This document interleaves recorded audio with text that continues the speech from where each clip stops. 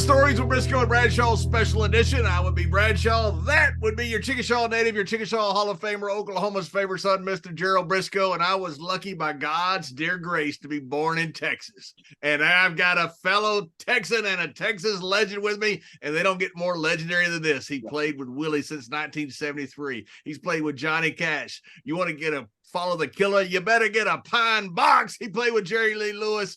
Play with Merle Haggard, you name it, he's played with him. He's best harmonica player walking on God's green earth. He is Mr. Mickey Raphael. Mickey, welcome to the show. Oh, thanks for having me, guys. It's a pleasure. Hey, I've been excited to have you on since Jerry told me you're coming on. It's amazing. You know, our old stories in wrestling, you know, with Piper and Harley Race and crazy guys. You got Johnny Cash, Merle Haggard, Willie Nelson. I think you won. I think that's awesome. Well, it's not easy to wrestle Johnny Cash. That's all I can say. You know, big man in black, man. They're those guys in black like the Undertaker, man. They're always hard to get over. But you know what? I went to a wrestling match one time, and it was bigger than a Kiss concert. Wow. The fans are loyal. And it was amazing. I had never seen a bigger production and more excitement ever. You know, I haven't been to a Taylor Swift concert in a while, but it was up there. With what do you mean in a while? What do you mean in a while? I went when she was at Giant Stadium. Oh wow! And it's pretty amazing. But wrestling fans, you know, are the best. I mean, they're loyal, and there was a lot of excitement.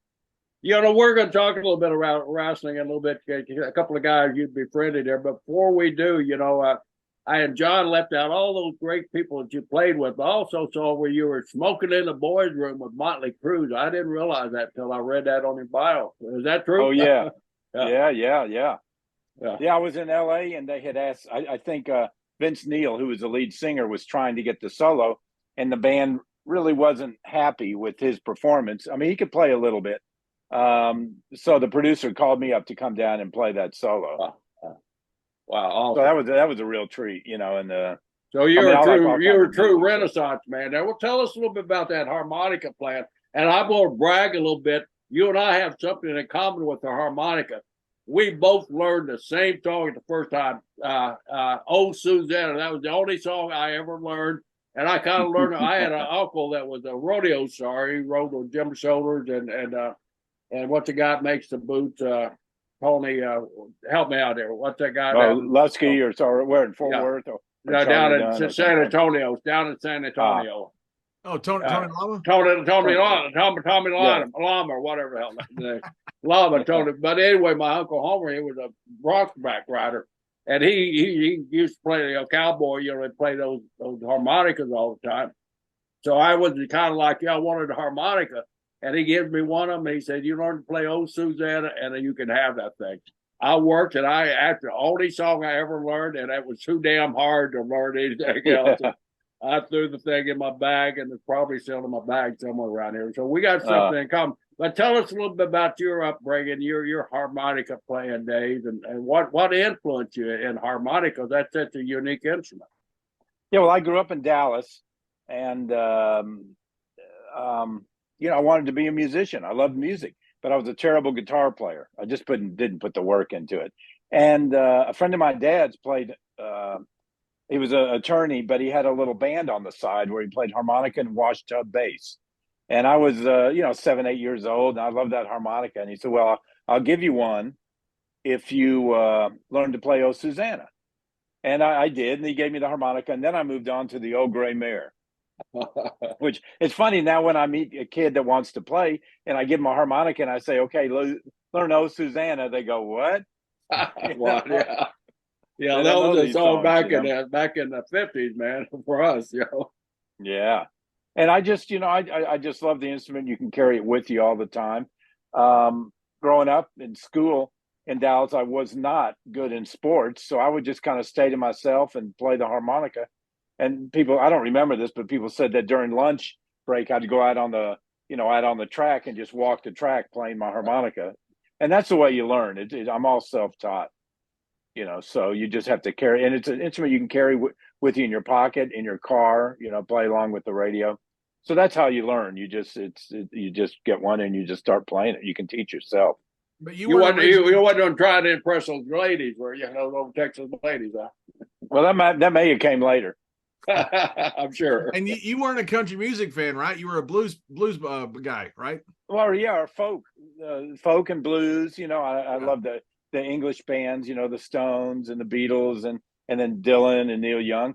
But a friend of my dad's lived in Denton, Texas. He was a veterinarian, and we went to visit them one day, and he put on this record, Tex Ritter's "Blood on the Saddle." Blood on the saddle. It's about blood all around. Yeah, blood all around. And about a cowboy that lay in that puddle of blood. And that was the most obnoxious song I ever heard. And I'll never forget. So this is country music. And that, during my formative years, that's all I remember about country music till I met Willie. And then when I met him, with Willie, this is legendary to me. I was reading about this with Darrell Royal, who I grew up with Earl Campbell and Darrell Royal. That was my years, man. I'd run Earl run. Yeah. Darrell Royal was the one that. How'd you end up being friends with Darrell Royal? Well, Darrell's a real patron of the arts and a big music fan and a real close friend of Willie's. So I think Texas was playing Arkansas. It was Texas-Arkansas weekend. And I got a call from Coach Royal and said, hey, we're at, we're in town for the game and we're going to have a little picking party in my hotel after the game. I want to meet you. Come over, bring your harmonicas.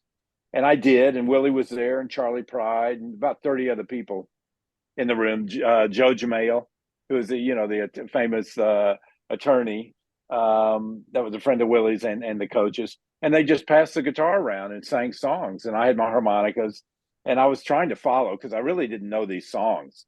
But there were basic country tunes. And then when Willie started playing Nightlife and Crazy, I recognized it's like, oh, is that who this guy is? Because I knew that, those are such big classic hits. I recognized those songs. And then Willie said, hey, if you ever hear we're playing anywhere, come sit in with us. And I saw a couple of weeks later, Willie and the band were playing a benefit at the Lancaster High School in the gymnasium, a benefit for volunteer fire department. So I drove down there and sat in with them. And I think we played Fraulein 4 times that night, just so people could dance to it. And basically Willie was playing a dance, a sock hop. And so after the gig, we went to a truck stop to have breakfast. It's probably 1, 2 in the morning. And I was getting ready to leave. And I thought, well, I'm going to have one more cup of coffee. And in that last cup of coffee, Willie says, hey, we're going to play in New York in a couple of months. Why don't you go with us? And that's kind of how I, got hired. I tell people I never officially got hired, but then I never was asked to leave either. So I was reading too, follow up on that story when the paymaster come and somebody said, asked Willie, what are we paying that guy? Well, I ain't paying him nothing. And then Willie said, well, double the money or something. How'd that story go? Yeah. So before the New York gig, there was about 2 months in between.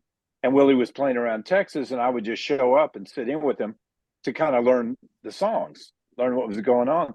And I'd made several weekends with him. And he asked Paul English, the drummer, who was also the band leader. He goes, what are we paying Mickey? And Paul said, I'm not paying him anything. He's just showing up. And Willie says, well, double his salary. which remind me, I got to ask Willie to double my salary again. So. Oh, man. That's how that. Was the New York, was that like something on your bucket list, or was that something that just came unexpectedly and you thought, hey, this is a good opportunity? Well, both. It was, I'd been to New York once before, and he was playing a club called Max's Kansas City. That was kind of the home of punk rock in New York, but they were starting to have a couple of country bands. I think Waylon played there, and then Willie was going up there. So that was exciting for me to, go to New York. And I remember we stayed at a hotel a couple blocks away, and I was carrying Willie's guitar and Paul was carrying the amp to the gig. And I asked Paul, I said, Paul, how old are you? And he goes, son, I'm 40. And if you're lucky, you'll get there. So I must have been, he's 40. I must have been 20, 21 at the time. So, That's great. One of the best songs, one of my favorite songs, of course, and we'll jump all over with songs, I'm sure. But Me and Paul, Yeah. that song. I mean, that being on the road and traveling a lot, you run into some of those same situations, And I'm sure John was in a situation. He don't know if he went on at all that night because there's a lot of whiskey being poured down. And that's right. so, There's something about country music and beer, and they always say you play a country song backwards. You get your truck back, your wife back, your dog back. It's just, that's okay. I don't care. I like country music. Yeah, right. What is it about Willie that here is a pot smoking hippie that every conservative cowboy loves. I mean, liberals love him. Conservatives love him. He's a Texan. People just love the guy. What is it about Willie that people like so much? And why does he cross so many different demographics, political spheres, everything? Yeah, I think the music is a conduit between all that because he writes about what he's experienced, and everybody has experienced heartbreak and loneliness that he's gone through. Sometimes I'll just go through his catalog, listen to some of the deep tracks, from the 60s. And in 3 minutes, he's said everything that I could have gotten from a therapist, in a couple of hours. And but he just really connects with his audience, and he's very sincere about it. And, we do draw a lot of different political persuasions. And, he's not preaching either. He kind of keeps his, everybody knows his political views, but he's not shoving it down anybody's throat. And, he respects somebody else's views that might be different. And I think that works. I think that's the way you've got to handle it. Yeah, it's just, but he's great about it.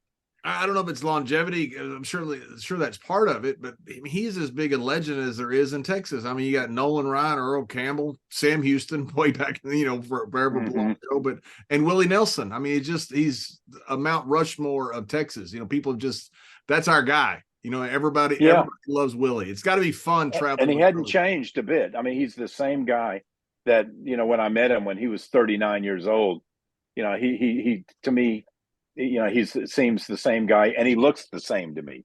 Wow. He looked back then, he may have looked 90, so he doesn't look like he's aged to me at all.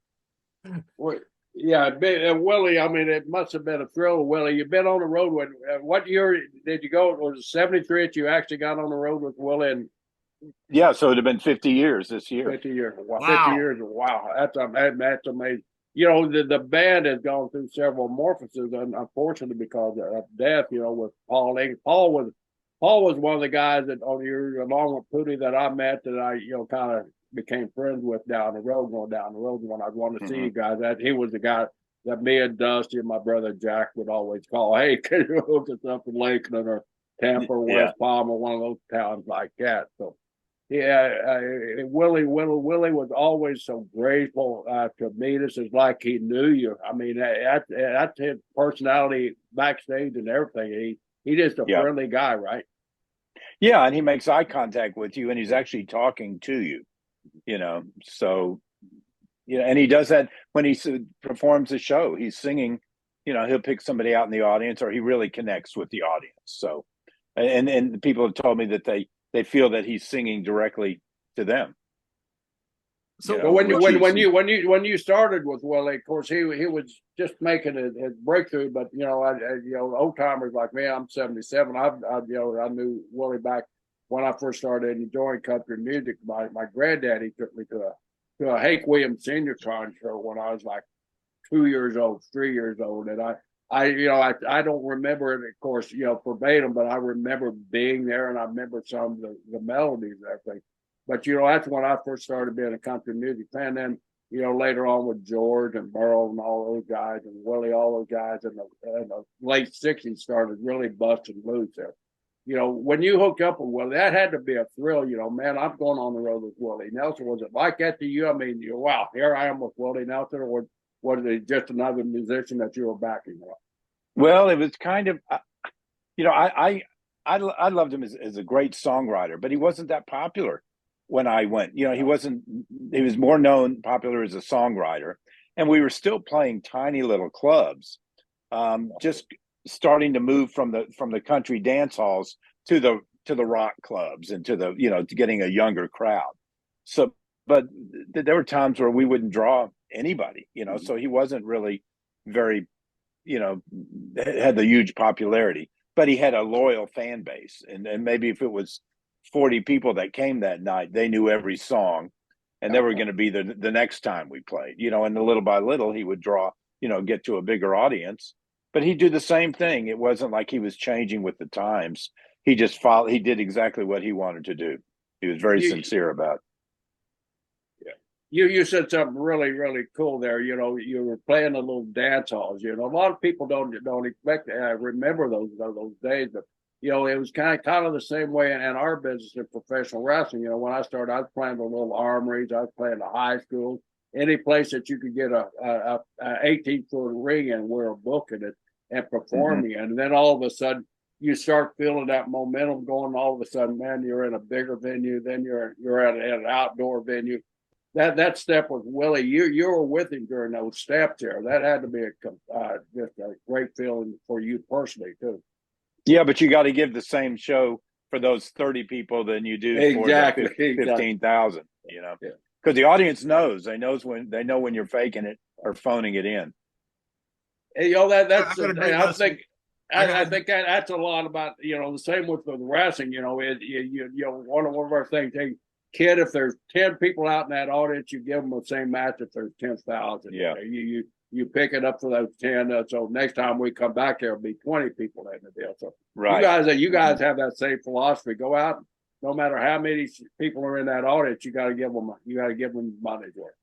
Yeah, because actually he's doing it for the audience, but he's doing it for himself too. He loves to play and loves to sing and perform. So if there was nobody out there, he'd still be picking, and I, to this day, it was probably 2 days ago, I could find the text. He texted me at 3 a.m. saying, let's pick, he's ready to go. I don't know if he was in Hawaii or where he was, but he was in a different time zone and just chomping at the bit to get out there and play. That's at 90 years old, right? Yeah. That's awesome. The characters in that time, people always talk about the great characters back then were better. They really were better. But what was it like being with Christopherson? You were with Dylan, you were with all that guys, the group out of Memphis of Johnny Cash and Haggard. What was it like traveling with those guys? Did you ever look at them? Because I got to travel, like Mr. Brisco did with some great wrestling legends, from Piper to Hogan to Taker, all these friends, and you look back now and you go, that was really cool. And I'm not sure at the time I knew how cool it was.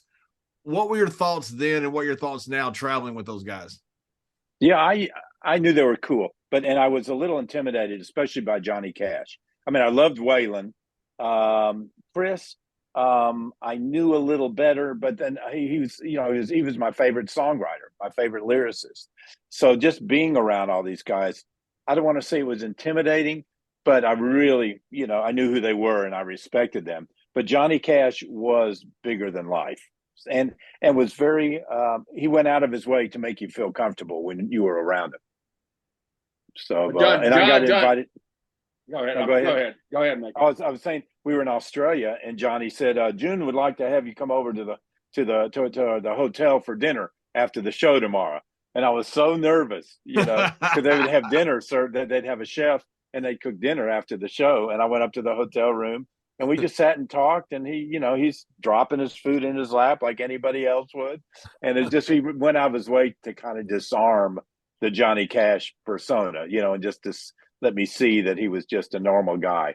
And they were both so sweet, You've been on stage with them, you mentioned the word intimidated. It was the same way probably with John, and I know with me, when I was breaking in, I got to be in the ring with the great Lou Thesz, with some of those guys there, and I'd just stand in the corner. Wow, how in the hell am I here? Why in the hell am I here? It is intimidating when you're especially when you're growing up. Johnny Cash. I'm sure after you got you knew who the hell Johnny Cash was, and you knew his music. You knew the power of Johnny Cash. And being on that stage, are you standing behind those guys sometimes saying, wow, man, I'm standing here with Johnny freaking Cash. Yeah. It was, yes, it was definitely like that. And I didn't take any of it for granted. I'll tell you, one time we were doing a gig and I was playing with Ringo Starr. you know, who was the drummer of the Beatles. And he had, we were there a couple of days early. He was doing a Farm Aid, and I was playing in his band. And he wanted to go to the grocery store because he quit doing drugs and drinking, and he was juicing. So we went to a grocery store that afternoon to get him some fresh vegetables. So I'm pushing the cart, and he's throwing the vegetables in the cart. And we're in Indiana or somewhere, you know, some little rural town. And there was a payphone on the wall, and this before cell phones. So I went to the payphone, and I called a buddy of mine, and I whispered, I said, "I'm in the Piggly Wiggly with a beetle." And they go, "What?" I said, "I'm in the Piggly Wiggly with a beetle." And I had, you know, no idea what the Piggly Wiggly was or you know, what I was talking about. That's awesome. But I had to tell somebody. You couldn't take a picture, you know.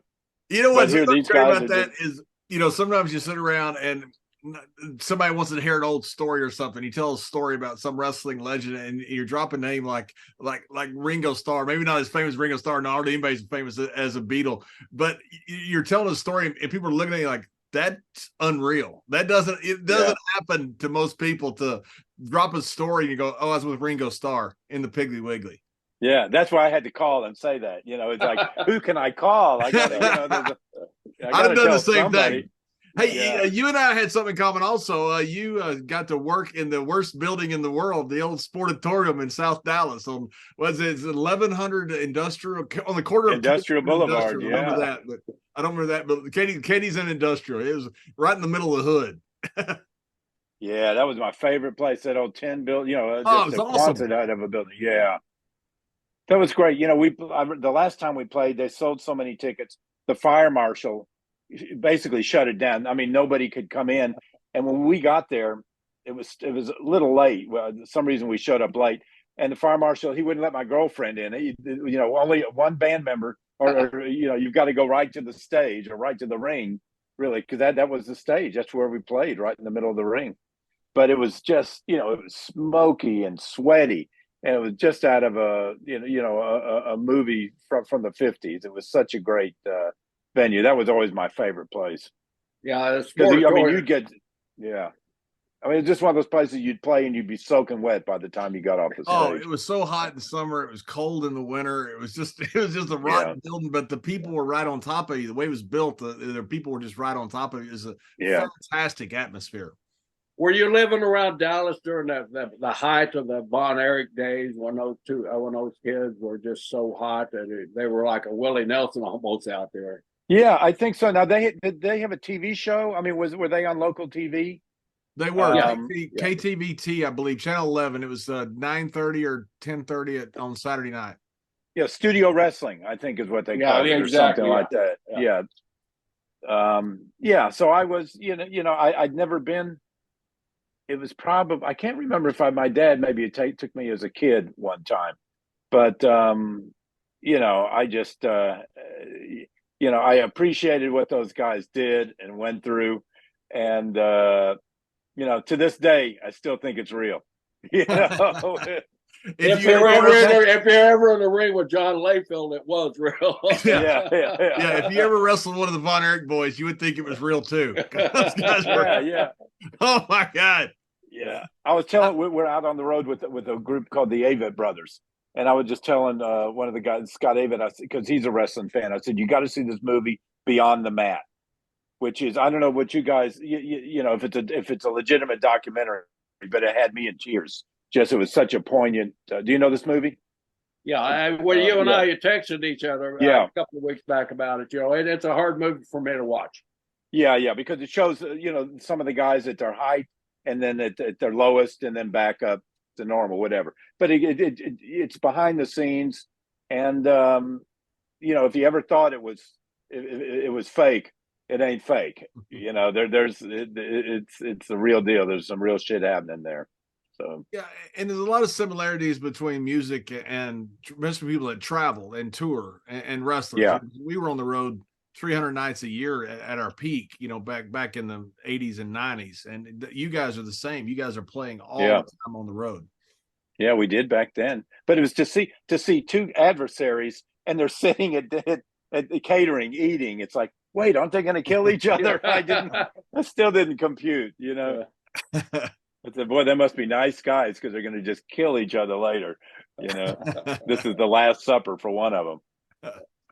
I was down at a hunt with John Anderson one time, Aaron Tippin down in I forget Buckmasters. I don't know if you ever went to Buckmasters. I don't know if Willie ever went down when they had back in the 90s. They had the celebrity deer hunts and all that. And Wade Boggs was down there, the baseball player, and just tortured Jeff Foxworthy for so long that Foxworthy, he was the hottest comedian in the country, finally walked in and took out his wallet and put it on the bar. And he goes, I can't beat up anybody in here, but if somebody will beat up Wade Boggs, I'll give you whatever's in my wallet. It was great. That's great. And it was part of his act from then on. He goes, you may be a redneck if you go to a celebrity hunt and Wade Boggs is your roommate.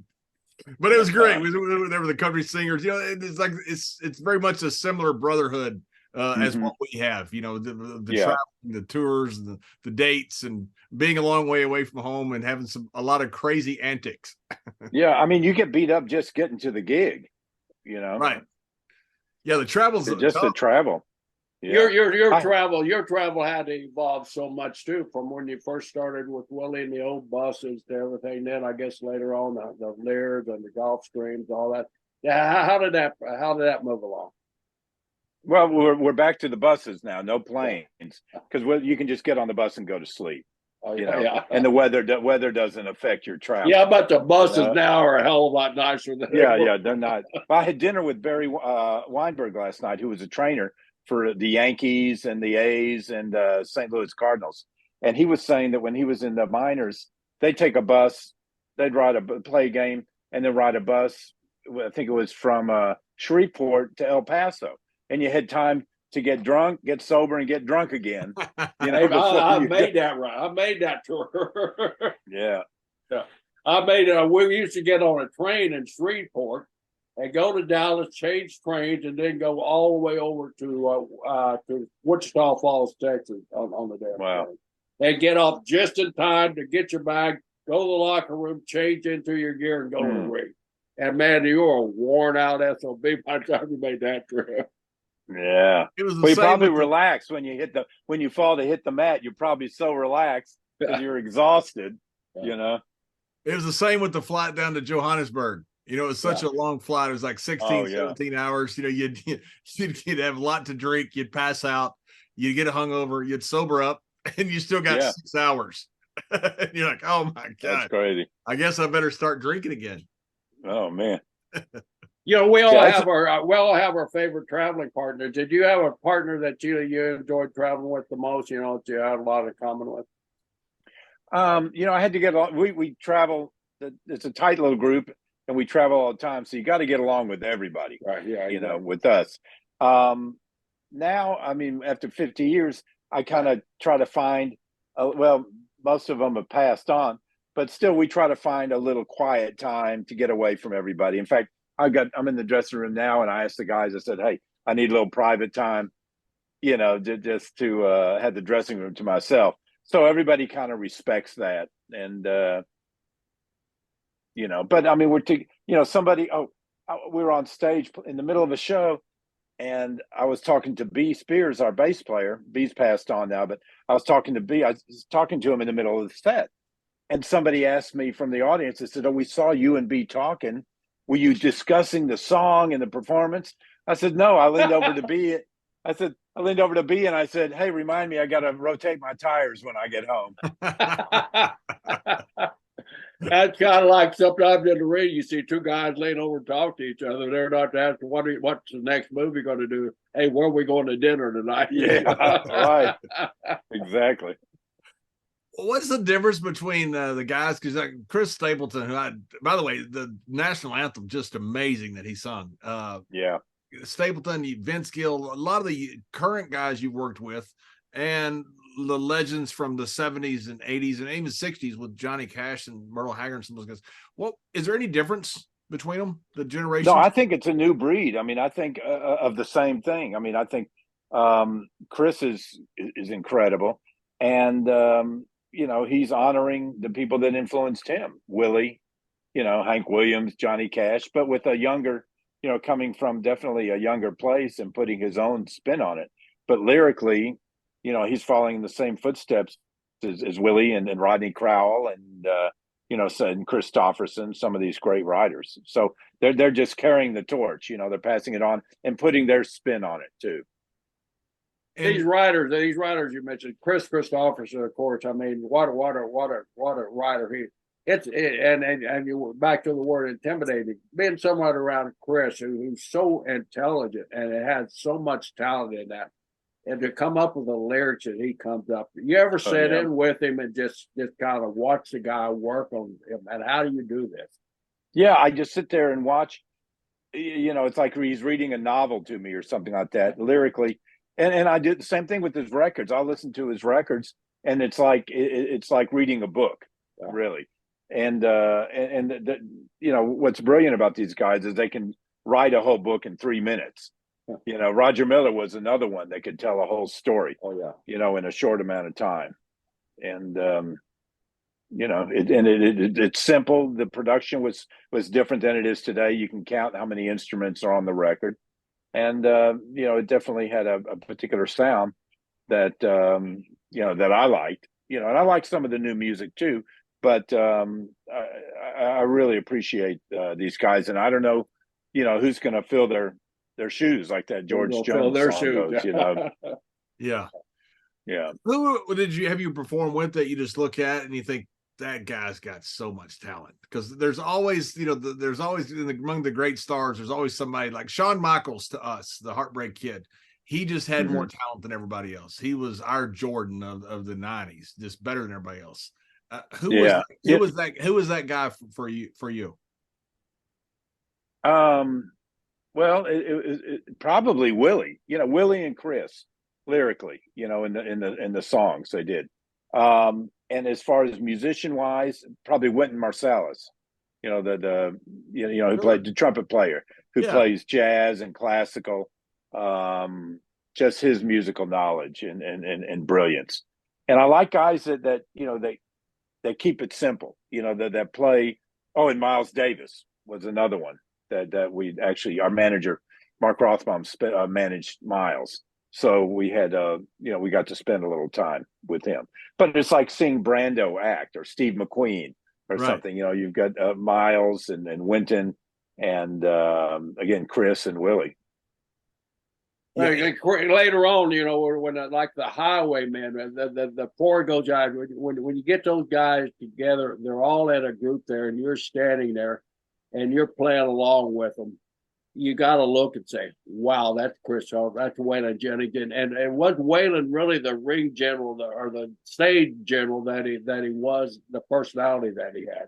I mean, he just looked like he was a commander up there. Yeah, but John, Willie would be the joker. He'd stir up all the shit. And Johnny was, all American, and Chris was, the hippie, the leftist, the hippie. And Waylon was just trying to keep everybody together, going, "You can't say that. Don't do that." He was, and I think they got off on tangents just to see Waylon squirm a little bit too. What they do, they pick on Waylon then, because we pick on our guys like that too. Yeah. Oh yeah. Any stories you can tell us that you don't mind sharing of a rib, of a joke? Yeah, we were playing. I think we had just the U.S. had just invaded either Iraq or gone into Kuwait. Now maybe gone into Iraq, and we were playing this benefit in the Hamptons outside, and General Colin Powell was in the front row, and Chris starts talking about how we're killing all these innocent women and children in Iraq. And Johnny had just finished playing that ragged old flag, and Waylon's eyes were so big. It's like, you can't say that, don't And Chris didn't care. He was just going off, talking against the war, and God bless Colin Powell, because he was very regal and understood where Chris was coming from. Were you there when it happened? Oh yeah, I was standing right next to Chris. And it's like watching a car wreck, right? Right. Yeah, duck for cover. It's like, don't stand too close. And it's like now with all the cell phones, you're trying to sit there and not make any type of face that's indicative of any way you're leaning. Just because you know you're Yeah. going to be in the background of this. Yeah. You can't say anything right. Anything you say is going to piss somebody off. And even Johnny would come over and hug Chris, and rub his head or something, it'd be like, that's Chris, Johnny used to say, he goes, in a country like America, you're free to burn the flag. And, I'll fight for your right to burn that flag. But if you burn my flag, I'm going to shoot you. Right. Were those guys as wild as everybody says they were? Or the rumors about them, the stories about them? Yeah, before my time, they were. There's been songs written about Willie.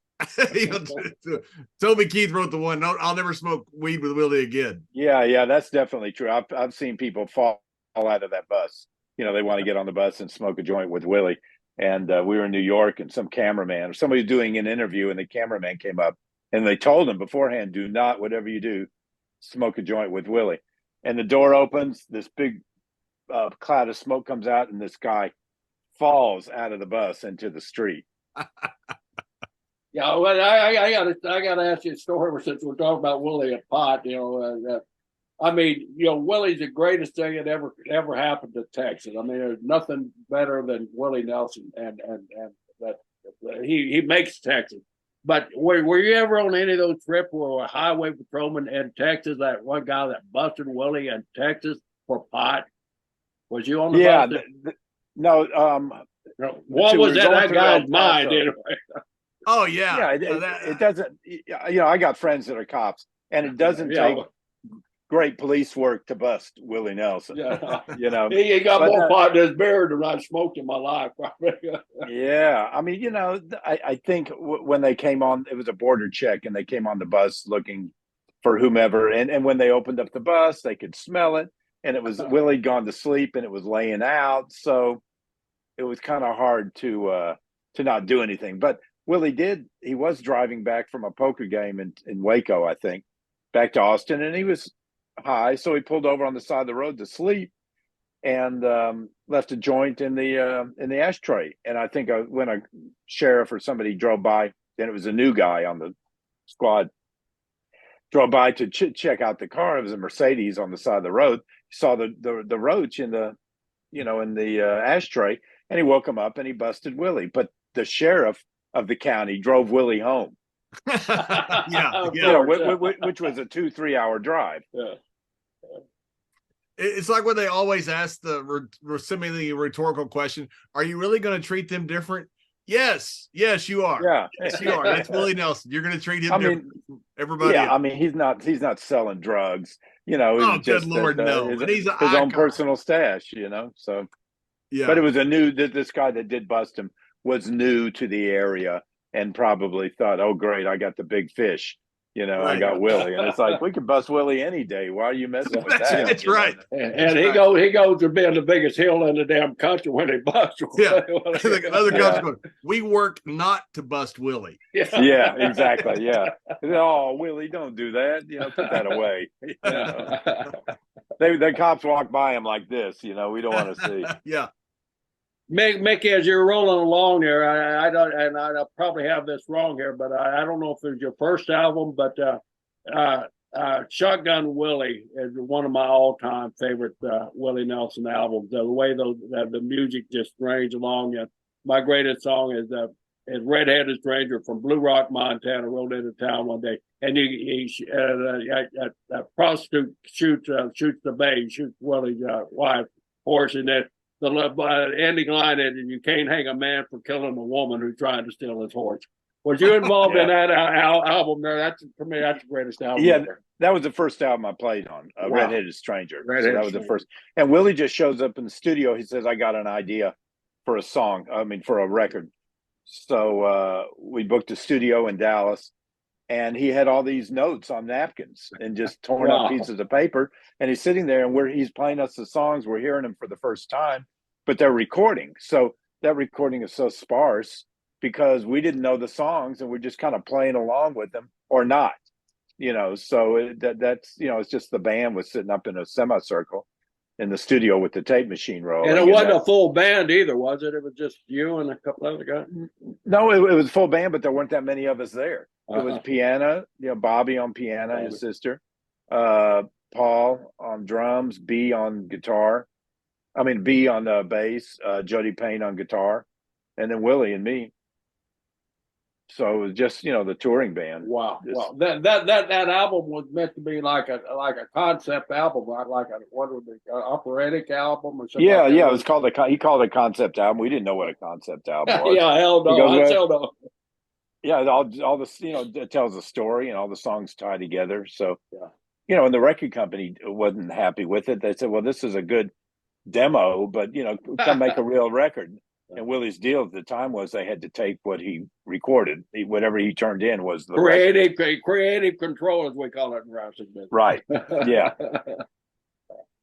Yeah, take it or leave it, Yeah, exactly. Yeah. So forgive my ignorance, but I can barely play a jukebox, but I love what comes out of it. The writing of a song, when Willie writes a song, or it's his song, or it's Christopherson's song, or it's your song, or whatever it is. So they don't write all the parts. They'll write the lyrics. They'll write just the lyric and maybe the music. And so we go. Just have a melody, on the guitar. So we go in as the band and we write our own parts. Unless sometimes there'll be a producer in there that's kind of like that'll guide you if they have an idea or a concept what they want the song to sound like. Or Willie does. Willie may say, "Well, I want let Mickey play the first solo and then." The piano takes the second solo. So that's the only reason that's the only thing they'll get into musically, but whatever the notes I play are mine to come up with. And when you're sitting in with a band and you don't really know the song, you're just playing along. You don't have a sheet of music in front of you. You're just playing along, filling in. Is that how in the studio you'd have a sheet of music in front of you, but I like to listen to it and get it in my mind and know to just be able to figure out. You had the music in front of you because you have to do it right the first time, basically.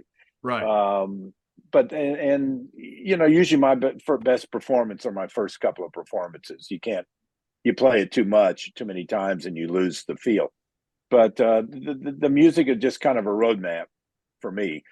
Specific notes aren't written out unless the writer or the act has a particular melody he wants you to follow. They'll tell you what to play, but a lot of times they just hire the musicians they trust, and the musicians come up with the parts. Do you have a favorite record? All the stuff you've done, favorite album, favorite song that you've done, favorite something that you really enjoyed, that your part you thought, man, I hit that out of the park. I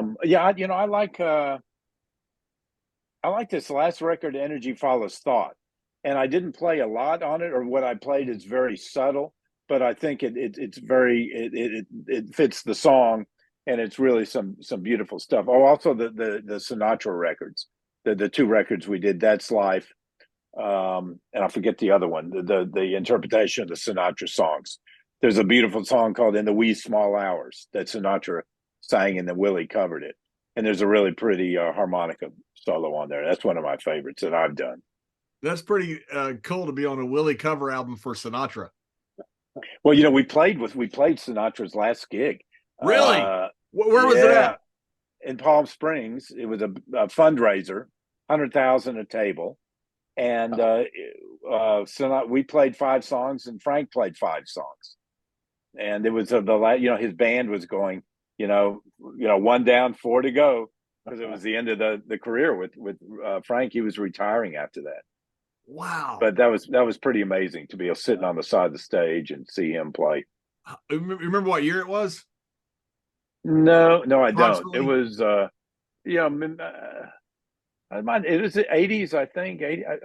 I'm just thinking $100,000. That's a lot of money today. But it was but it was like Joe Pesci at the first table. That's the face I remember. Oh my God, that's awesome. Yeah, so it was all these big movie stars, and if you had 10 people at a table, that's 10,000 a person, But it went to a really, I don't remember what the charity was, but it was something I think that Sinatra's wife was involved in. Yeah, and it was a small, it was in a country club, so it was a small, they might have had 10 tables. Maybe they raised a couple of $1 million or something, but it was. So you've been to very intimate. So you've been to Piggly Wiggly with the Beatle and played Sinatra's last concert. Yeah, and that's a life well done. You forget all yeah, the million things you've done, and it is a million. I looked at your list on the internet, which has to be right because it's on the internet. But yeah, it's that's right. but it's just right, amazing. But the Piggly Wiggly Beetle and the Sinatra that you've won in life. Well, one more that we did was Willie and I played Ray Charles's funeral. Oh man! With Okay, the open casket. Yeah, Yeah, with the open casket. Really? Yeah. And in the front row was Little Richard, Stevie Wonder, and I'm thinking, oh, I'll never say this again, but I was glad that Stevie Wonder couldn't see because I could never play in front of him if he was looking at me, you know. But probably even more invasive is him listening to you. So Stevie was Stevie was one of your idols then, huh? Oh yeah. Uh-huh. But that was pretty amazing in this little church in LA. Yeah, I recently listened to a interview you did with Nora Jones, who I absolutely love. I mean, if I was married, I'd fall in love. I'd be a stalker for Nora Jones. She is such a beautiful lady. But that was a great interview. And you guys were talking, I've often wondered, how you guys just pick up perfect. She said, all I was doing was watching Willie's eyes, and he would look at me, and I knew to come on. Is that kind of how it goes when you jump in on a tone? Yeah, it still is. I mean, you always keep an eye on, especially if you haven't played it before. But even to this day, when I'm on stage, I keep one eye on Willie. Yeah. Just watch him because he might change something. He might maybe he took a solo the night before, and if he just kind of his head tilts my way, that means it's that he wants me to take the solo, because nothing will repeat. Exactly. There's no guarantee that each night's going to be the same. So it always keeps you on your toes.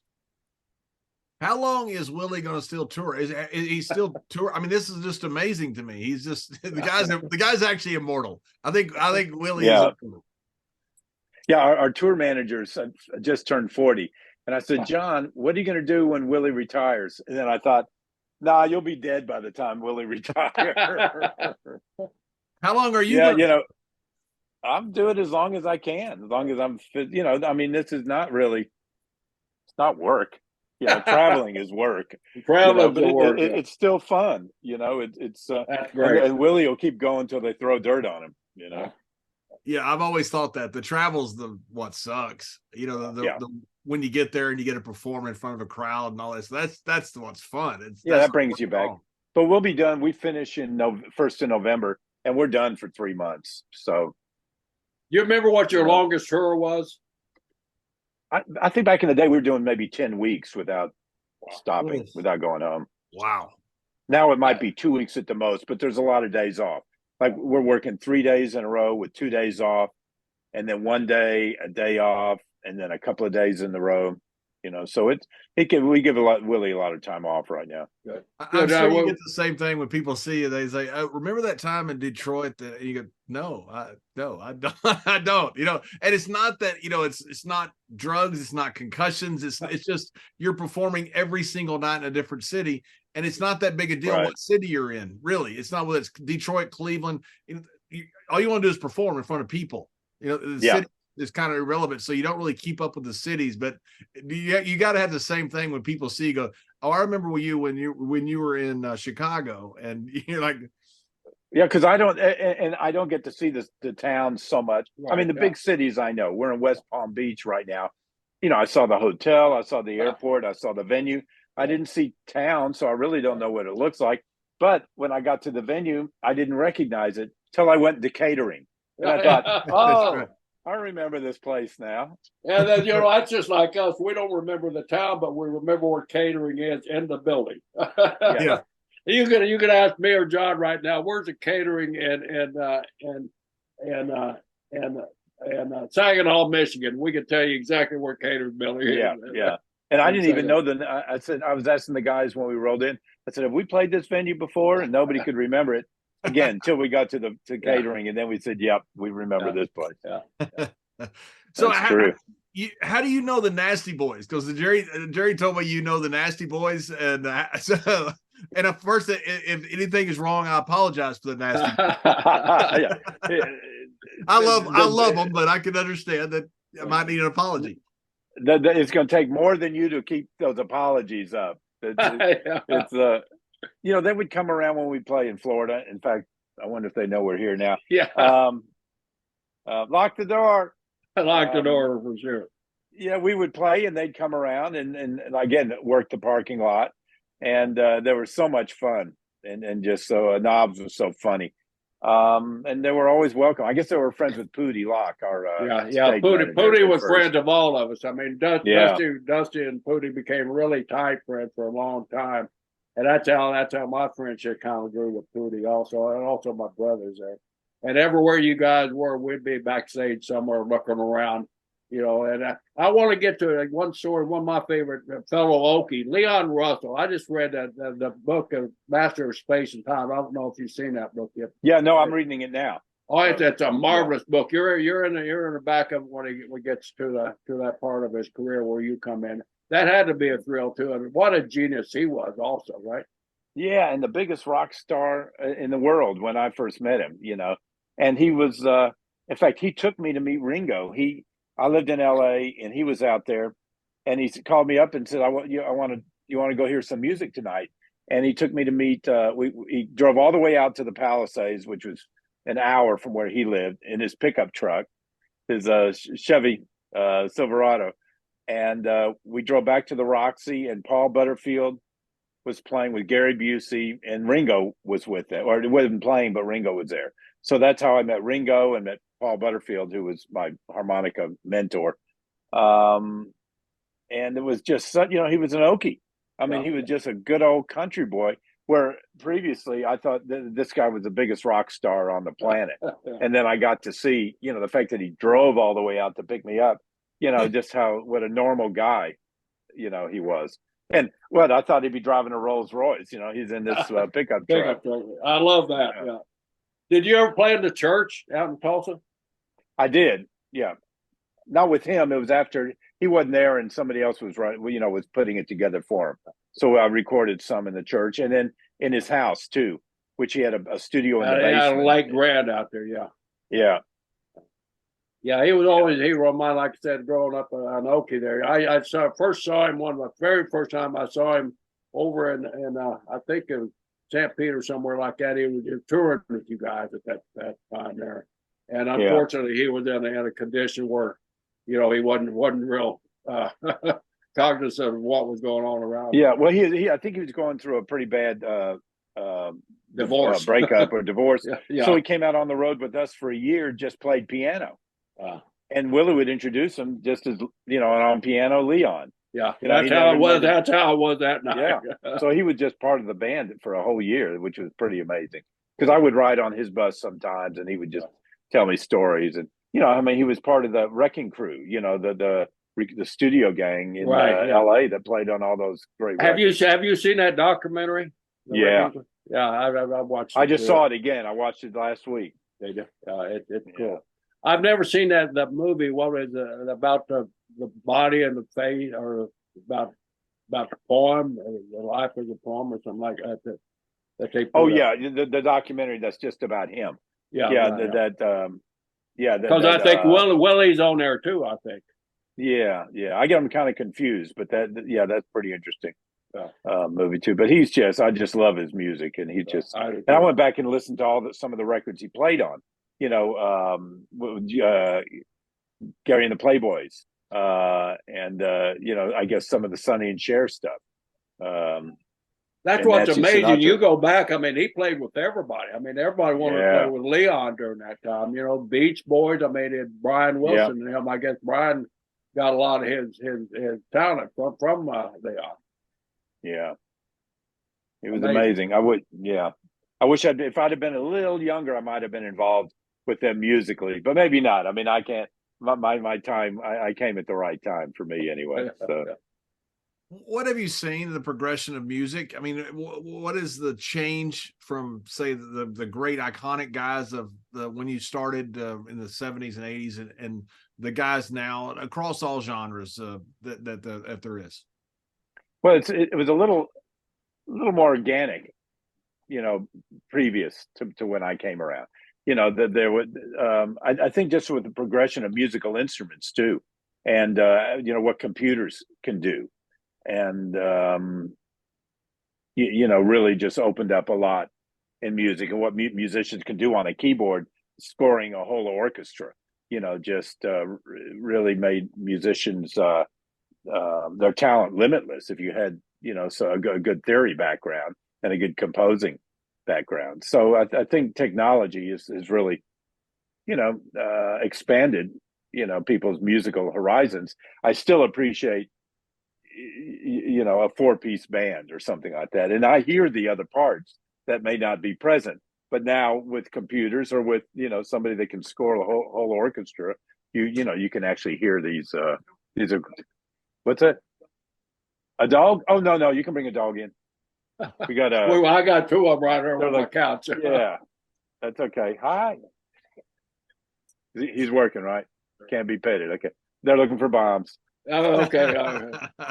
Bob, yeah, Willie Nelson concert. They're looking for Bob. That's what we used to tell her. Don't worry, that I'm looking for. John got a funny story about dogs and oh my goodness, I think you'll love this. We were in Vegas one time, coming down that big escalator, and this guy walks by, and the police officer has a dog there, and he says, Bradshaw, he goes, can I get a picture? And I said, of course you can. And he had a dog with him, and I said, is that a bomb dog or a drug dog? And he said, oh, it's a bomb dog. I said, well, can bomb dogs smell drugs? He goes, no, it's one or the other. I said, would you like to come meet the guys? So I come down the elevator with this cop and a dog, and they know that I've been drinking. So all the guys are leaving their bags at baggage claims. Guys are running across baggage claim. Godfather looks at me and goes, what are you doing? I'm sorry, they're nervous for some reason. They spent the next 3 months making my life a living hell for that, but it was worth every bit of it. It was awesome. Yeah. Oh, Mickey, we really appreciate your time. We know you got a concert coming up. Where are you guys at? What are you doing? And where are you going? I know you're with a couple of other guys besides Willie. You're around. Yeah, we're with Government Mule and the Avett Brothers tonight in West Palm Beach, and then tomorrow we're in Tampa. You're not going to be there tomorrow. No, well, unfortunately, no. But I understand you're coming back with Chris. I'd like to maybe. Yeah, the 11th. Yeah, November 11th. So we'll hook up for that. Yeah, because he doesn't have a baseball game to watch. Yeah, because Texas beat him. Yeah, I'm a Tampa Bay Rays fan. Of course, John's one of those Texas Ranger fans, and I thought we had a playoff victory in our pocket, but we didn't. And they swept us. So I'm at home alone. So go ahead and tell us. It's lonely out there. Yeah, then we're in Orange Beach this week, and Brandon, Mississippi, which I think is outside of Jackson, and then Asheville, North Carolina. Then we end with George Strait in Atlanta on the 21st, and that's the end of the tour for the year for Willie. Oh, that's awesome. Except he's getting inducted into the Rock and Roll Hall of Fame. Wow. November 2nd. So that'll be fun. So he'll do that with Chris Stapleton and Dave Matthews and Brandy Carlisle. Right. Yeah, when I mentioned Nolan, Earl, and Willie, I should have thrown in George Strait. That's the fourth on the Mount Rushmore. The fourth horseman. Yeah, that's right, exactly. The fourth horseman. Well, Mickey, thanks so much. I appreciate you taking the time. It's really been an honor to hear your story. And what an incredible, legendary career you've had. It's amazing. Oh, well, thank you. Thank you for taking time out to visit with us.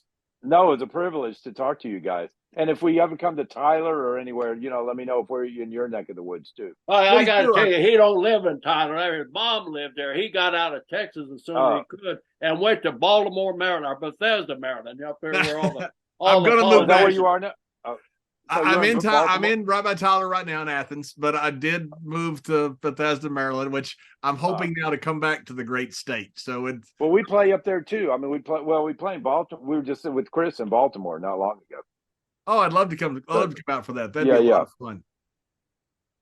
Great. Awesome. Well, thank you so much. I enjoyed it. Thank you very much.